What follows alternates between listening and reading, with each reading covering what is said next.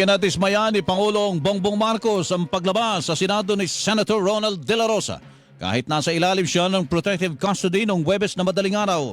Ayon kay Presidential Communications Office Undersecretary Claire Castro, kita sa itsura ng Pangulo ang pagkadismaya sa pangyayari.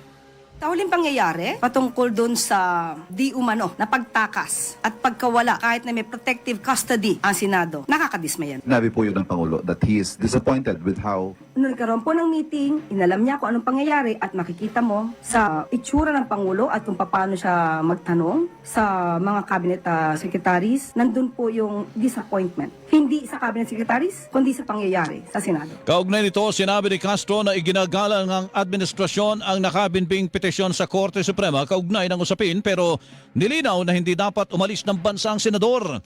Ipinaliwanag pa ni Castro na maaring magbago ang posisyon ng Pangulo depende sa magiging desisyon ng Korte Suprema sa mga nakabinbing petisyon ni De La Rosa. Iginagalang po ng Pangulo at ng administrasyon ang nakabingbing kaso sa Supreme Court, ngunit hindi kailangang tumakas palabas ng bansa si Senator Bato de la Rosa. Kapag siya ay nagtangka, ayon na rin sa DOJ, siya ay huhulihin. Anya mas maganda na lumantad na lamang si De La Rosa at harapin ang arrest warrant ng International Criminal Court. Mas maganda po na bilang dating PNP chief at alam naman po niya na may valid warrant of arrest na inisyong ICC at katulad ng sinasabi dati ni Senator Robin Padilla, kung walang kasalanan, lumabas.